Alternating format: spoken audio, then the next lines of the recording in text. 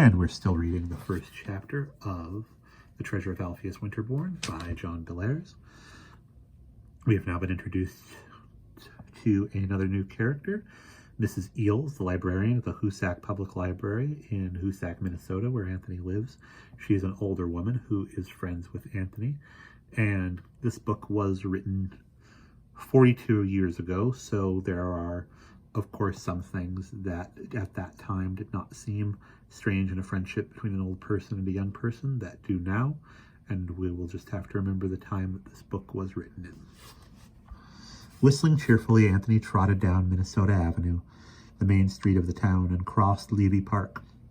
It was a chilly March day, and Anthony was wearing his brown leather jacket and his red leather cap. He had always worn red leather caps, ever since he could remember, and he had always scrunched the peaks on them so that they were curved. He was funny about things like that. When he got to the far side of the park, he stopped and looked up at the library, a dark shape looming over the bare trees. He always stopped and stared at the library before he went into it. Even people who walked along with their noses to the ground would often look up as they passed it. It was really something to stare at. The Hoosac Public Library was like a castle out of a fairy tale. Of course, it was a bit smaller than most castles, being only 2 stories high, but it had battlements like a castle, and funny little bulges here and there with narrow loophole windows, the kind that soldiers might shoot through when they saw the enemy coming. At one corner was a tall, round tower with a slate roof and a weather vane with a reindeer on it. Like a castle, the building was made of stone, black stone that glistened when it was wet, and it was covered with fantastic carvings. The carvings nestled in all the angles and corners of the building. They showed stone dwarfs hammering on stone anvils, stone scholars reading stone books, stone dragons breathing curls of stone steam, and many other strange things. Over the main doorway of the library was a carving that showed a half moon. The moon was the kind that you see in Mother Goose books, with a big face and a long nose. Under the moon was a face with a stone banner, and on it these words were carved: "Believe only half of what you read." It was a funny kind of inscription to put over the door of a library, but then the Hoosac Public Library had been built by a funny kind of man. The Hoosac Library had been designed, built, and paid for back in 1929 by a man named Alpheus T. Winterborn. Mr. Winterborn had been rich, very rich. He had made his money from a company that still employed about half the people in Hoosac, the Winterborn Silverware Company. Winterborn Silverware made silver-plated objects of all kinds: knives, forks, spoons, teapots, percolators, tea strainers, and tea balls, and Edam cheese holders, things like that. The company also cast statues in bronze and other metals. In fact, it had cast a small bronze reindeer on the weather vane atop the tower of the library. The company had gotten to be famous nationwide, like the 1847 Rogers brothers, and it had made Alpheus Winterborn a millionaire. Millionaires often spend their money in strange ways, but none of them ever spent his more strangely than Alpheus Winterborn did. In the last 20 years of his life, he went from one fad to another. First, he decided that he was going to be an inventor. He tried to invent a perpetual motion machine, a gadget that would run all by itself without steam, electricity, or gasoline, or any kind of fuel. He tinkered for years, but all he ever came up with was some funny-looking gadgets that would run for 2 or 3 hours and stop. But Alpheus Winterborn wasn't discouraged. He had a lot of money and a lot of time. Next, he decided that he would be an archaeologist. This was in 1922, when the whole world was talking about King Tut's tomb, which had just been discovered. Alpheus Winterborn didn't see why he couldn't discover something too, so he bought a pith helmet, a pick, a shovel, and a lot of other gear, and went to Egypt. He dug at Luxor, at Karnak, and some other places on the Upper Nile. Then he went to the Holy Land and did some digging there. When he came back to Hoosac after being away for almost 2 years, rumors started to fly around. People claimed that old Alpheus had discovered something strange and wonderful, something really valuable.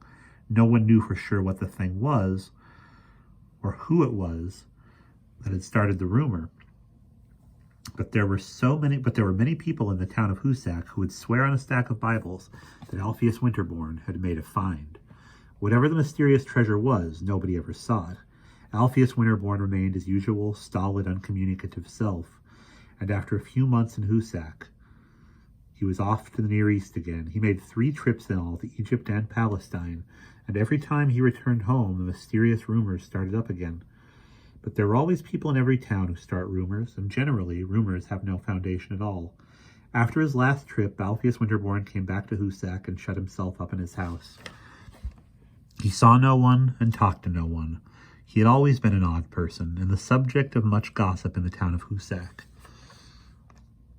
But he was odder now than he had ever been, and people began to wonder if maybe he would wake up some morning and find that he had hanged him. If maybe they would wake up some morning and find that he had hanged himself from the chandelier in his living room. Just when public curiosity reached a fever pitch, Alpheus Winterborn came out of hiding. He was nearly 70, but there was life in the old boy yet. He announced he would become an architect. What he designed was the Hussack Public Library. He built it as a kind of shrine to his own memory, just as the pharaohs of Egypt built the pyramids to house their bodies, their souls, and record their accomplishments. On the second floor of the building, there was to be an Alpheus Winterborn reading room. It was to contain, among other things, a long, windy account written by himself of his archaeological diggings. No one could figure out why he wanted to leave behind a record of his career as an archaeologist, since he had never found anything worth mentioning, except for the mysterious treasure that everyone talked about. But he was a strange man, and because he was rich, he could pretty much do what he pleased. For the last 2 years of his life, Alpheus Winterborn was all wrapped up in the library he was building. Day after day, he went down to watch the men who were working on it. He would pace back and forth with a roll of blueprints in his hand, carping and making suggestions till the workmen were sick of the sight of him. Finally, though, it was finished in the late fall of 1929, and then Alpheus Winterborn did the strangest thing. The library was to have opened on the 1st of November, but Alpheus Winterborn ordered that the opening be delayed for a week. Why? Because he wanted to live in the library, to live, as he put it, inside my own creation for just 7 days. It was certainly a strange request, but since Alpheus Winterborn was putting up the money for the library, everybody had to do what he wanted. So for a solid week, old Alpheus Winterborn lived in the newly finished Hussack Library. During that time, he never went out. The shades and the drapes on the windows were pulled tight, but people who passed the library that week thought they could catch glimpses of him going to and fro with a lighted candle in his hand. At the end of the week, he came out and told the mayor and the city council that they could have their grand opening at last. 2 weeks later, Alpheus Winterborn was dead. Anthony stood staring at the library and thinking of all the wild stories he had heard about Alpheus T. Winterborn. He wondered if the mysterious treasure really did exist, and if it did, where? Then he snapped out of his trance and started walking again. And as he walked, he whistled a popular tune that was on the radio a lot. He stopped whistling as soon as he opened the front door of the library because, as he very well knew, you were supposed to be quiet in libraries. He looked around for Mrs. Eels. Where was she? She wasn't at the main desk, so maybe she was in her office. No, she wasn't there either. Finally, he found her in the west reading room. She was standing at the top of a stepladder with a long-handled feather duster in her hand. As she swept the duster back and forth across the faded spines of books, clouds of dust filled the room. Anthony started to call to her, but before he could get anything out, he began to sneeze. Mrs. Eels stopped dusting and turned around. Mrs. Eels was a small bird-like woman with a wild nest of white hair on her head. Everything about Mrs. Eels was bird-like. Her eyes, behind her gold-rimmed glasses, were small and bright, like the eyes of a bird, and the quick darting side-to-side motions of her head were bird-like too. The bones of her hands were small and delicate, like the bones of a bird. Her voice was quiet and precise, but oddly enough, she had a large vocabulary of curse words. She used these words only on special occasions. Anthony especially remembered the time an entire box of Ohio kitchen matches had burst into flame in her hand as she was lighting a fire in one of the library fireplaces at Christmas time. He had been the only one in the library with her, and he still remembered how strange it had been to hear her pour forth a stream of profanity in that well-modulated, ladylike voice of hers. Well, hello, Anthony. What brings you to the shoo! Mrs. Eels sneezed loudly. Anthony sneezed again, too, and then both of them laughed. I had better open a few windows, she said, and she climbed down the stepladder. Otherwise, we'll both die of convulsions.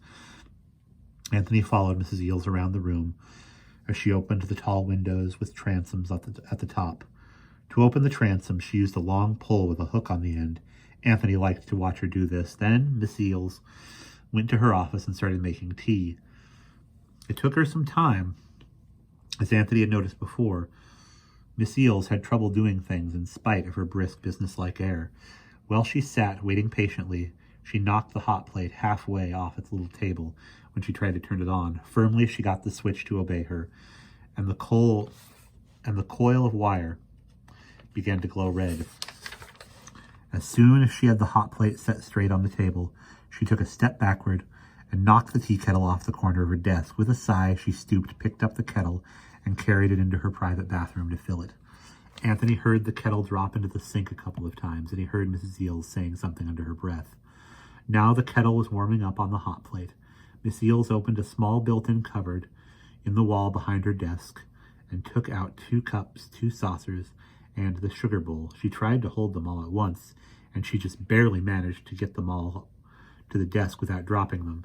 Then she knocked over the sugar bowl and spent several minutes carefully sweeping the spilled sugar off the desk blotter into the little bowl. Some eraser dust and pencil shavings got mixed in with the sugar, but Mrs. Eels didn't notice. By now, Mrs. Eels was looking flustered and a bit disheveled. She sat down and mopped her face with her pocket handkerchief. "Well now, Anthony, and how is the world treating you these days?" Anthony frowned. "Not so good, Miss Eels. My folks were arguing again last night. It made me feel real bad." Mrs. Eels smiled sympathetically. "Money again?" "Yeah. My mom thinks we don't have enough money to live on, and we'll all be out on the street if we don't watch out." Miss Eels had to bite her tongue to keep from saying that his mother was a worrywart, but of course she couldn't say that, not to Anthony, so she just sat and watched the kettle with a discontented look on her face. "Miss Eels?" "Yes, Anthony, what is it?"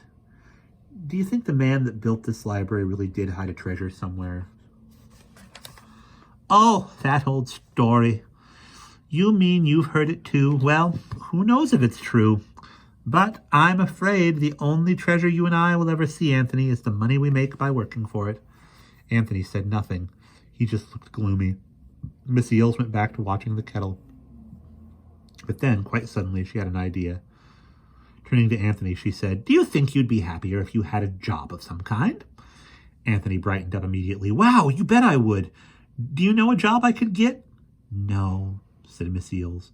Anthony's face fell, but she added quickly, "However, and be that as it may, I am the librarian here, and now and then I have a little extra money to play with, and too much work besides. Most people think all a librarian has to do is check out books. How would you like to be a page at this library?" Anthony was mystified. The only pages he'd ever heard of, aside from pages in a book, were the little boys in fairy tales who came in and blew horns and announced things.